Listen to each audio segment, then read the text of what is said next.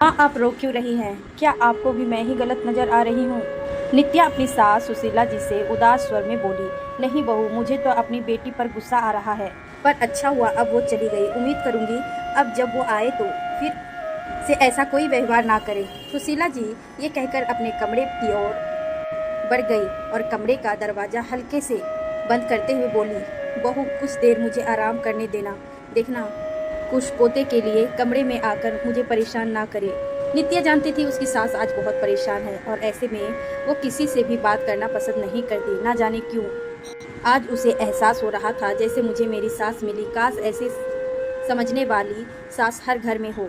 उधर सुशीला जी कमरे में आकर अपने पति की तस्वीर देखते हुए कहने लगी, कहती थी ना बेटी को सर पर मत चढ़ाओ, उसकी मनमानी देखो, शादी के बाद भी नहीं बदली। काश आप उस वक्त ही थोड़ी लगाम कसते हुए तो वह स्वच्छंद ना होती। पर आज मुझे आपकी बेटी को डांटना पड़ा। बहुत दिल को रोका पर उसकी हरकत देख सच में खुद को रोक ना पाई। कहते कहते सुशीला जी रोने लगी। राशि और रोहित दो बच्चों की माँ पर पति हमेशा रमेश जी सदैव बेटी की हर गलती नज़रअंदाज करते रहे और रोहित बेचारा बेवजह पिता की डांट का भागी बनता रहा। पर छोटी बहन से उसे भी बहुत प्यार था, इसीलिए वह सब कुछ बर्दाश्त करता रहा। शादी के बाद भी राशि जब तब घर आती और अपनी पसंद से जो मन करता खरीद लिया करती। महेश जी भी बेटिया को कभी कुछ नहीं कहते। पर 5 साल पहले पिता के गुजर जाने के बाद भी राशि जब आती, माँ और रोहित पहले की तरह उसकी पसंद का पूरा ख्याल रखते। रोहित की शादी को अभी 3 साल ही हुआ था और राशि जब भी आती महसूस करती अब उसकी माँ बहू को उससे ज़्यादा मान देने लगी है। हर वक्त उसकी मदद करने में लगी रहती है और राशि को वक्त कम देती थी। इस बार जब राशि आई तो कुछ दिनों बाद ही नित्या का जन्मदिन आने वाला था। माँ ने रोहित के कह नित्या के लिए डायमंड का खूबसूरत सा कान के लिए कुछ लाने को कहा ताकि वो उसे तोहफे में दे सके। नित्या जब जन्मदिन की सुबह पूजा अर्चना कर सासू माँ को प्रणाम कर आशीर्वाद देने आई तो सुशीला जी उसे एक डिब्बा पकड़ाते हुए बोली, बहू ये लो तुम्हारे जन्मदिन का तोहफा, खोल कर देखो कैसा है, पसंद नहीं आए तो रोहित के साथ जाकर बदलवा लेना। नित्या जब कानों के टॉप्स देखे तो सासू माँ के गले लगते हुए बोली, थैंक यू माँ, बहुत ही ज़्यादा खूबसूरत है, अभी पहनकर आपको दिखाती हूँ। नित्या कानों में पहनकर जब दिखा रही थी रोहित भी आ गया और बोला, बहुत अच्छा लग रहा है, पहनी रहो। नित्या बड़े प्रेम से पहनकर काम निपटाने लगी। जब राशि की नज़र ऊपर तो वो बोल उठी, क्या बात है भाभी, आपके टॉप्स तो बहुत सुंदर लग रहे हैं।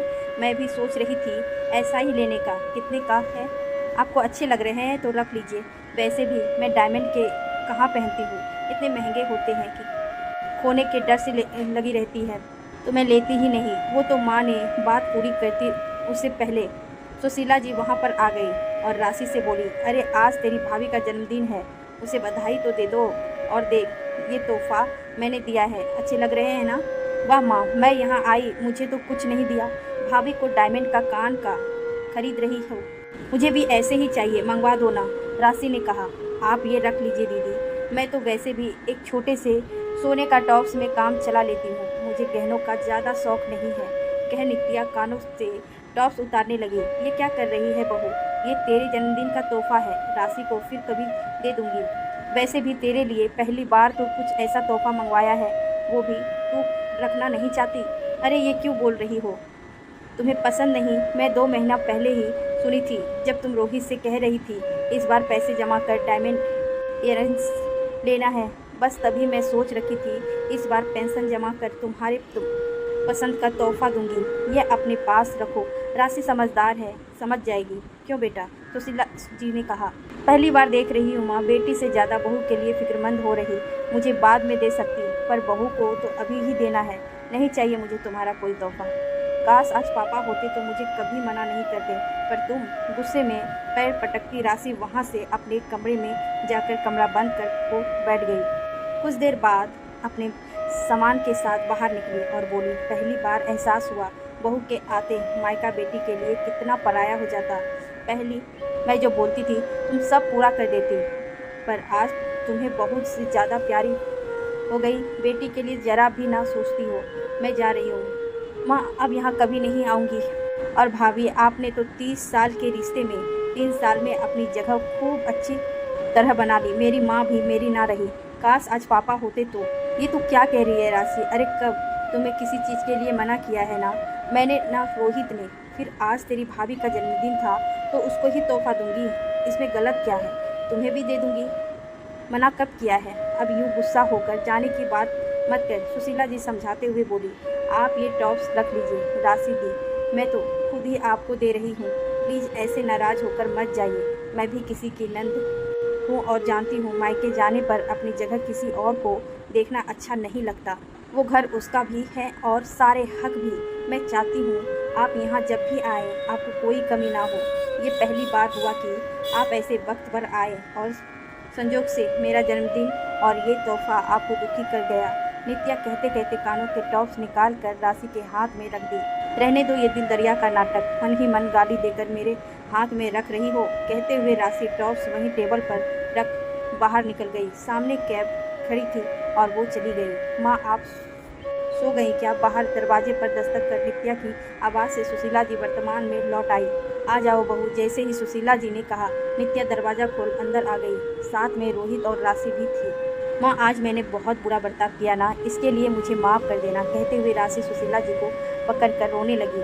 क्या हुआ राशि, तू रो क्यों रही है? कोई बात नहीं बेटा, हम जानते हैं तेरा बचपना। सुशीला जी राशि को चुप कराते हुए बोली।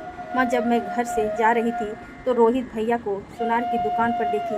वो किसी से हाथ जोड़कर कुछ बात कर रहे थे। मुझे समझ नहीं आया। मैं कार से उतर बात सुनने की कोशिश करने लगी। पता भैया क्या कह रहे थे? वैसे ही कान का मुझे एक और दे दीजिए, पैसे धीरे धीरे चुका दूंगा। मैं समझ गई, वो मेरे लिए बात कर रहे हैं। मैं भैया का हाथ पकड़कर बाहर ले आई और उनकी आंखों में आंसू देख पूछने लगी, उधार लेने की ज़रूरत क्यों पड़ रही? क्या बहन को देने के लिए इतने पैसे भी नहीं हैं? भैया रोने लगे। बोले अभी पैसे की थोड़ी दिक्कत है, माँ का पेंशन हम नहीं लेते। मेरे तनख्वाह से इतना बचत नहीं होता कि अचानक कुछ खर्च सकूं। आज तेरी बात सुनकर लगा कि बहन को एक कान का टॉप्स भी नहीं दे सकता। मैं कैसा बड़ा भाई हूँ। मुझे रोना आ गया। माँ मुझे नहीं चाहिए ऐसा कुछ भी जो मेरे भाई को उधार लेकर मुझे देना पड़े। मैं वहाँ से चुपचाप भैया को यहाँ ले आई। राशि हिचकिचाहट के साथ कह रही थी, माँ अब मैं किसी चीज़ के लिए नहीं करूँगी। मेरी कोई नंद नहीं है। अगर होती और वो भी ऐसा करती तो हमारा क्या होता? सच माँ तुम्हें बहू बहुत अच्छी मिली है। काश मेरी कोई नंद होती, वो घर आती तो शायद मैं समझ पाती। मैं तो हमेशा ही इस घर में अपनी धाक जमाती रही, पर असली मायने में घर पर धाक तो भाभी का होना चाहिए, मेरा नहीं। मेरी धाक तो मेरे ससुराल में होगी ना, यहाँ तो मैं बचपना के प्यार पाने आ सकूँ। बस मुझे यही ख्वाहिश रखनी है। राशि का ये कह करके माँ से लिपट कर रोने लगी। नित्या को आज अपनी नंद पर गुमान हो रहा था। वक्त रहते उसकी नंद को मायके की तकलीफ समझ आ गई थी और अपनी सास पर नाच कर रही थी कि उन्होंने अपनी बेटी को बराबर समझा। 2 दिन बाद राशि चली गई, पर अब जब भी आती है अपनी मनमानी नहीं करती। भाभी और माँ संग घंटे बातें करती, साथ ही नित्या को छेड़ते हुए कहती, आप बहुत लकी हो भाभी जो आपको मेरी माँ जैसी सास मिली। ये ख्वाहिश तो हर बहू रखती है कि ऐसी सास सब घर में हो, पर सबका नसीब आपके जैसा नहीं। ये सुनकर नित्या हंसते हुए सास के गले लगकर कहती, ये बात तो सही कही आपने राशि दी। मेरी कहानी पसंद आए तो आप कृपया लाइक करें, कमेंट करें।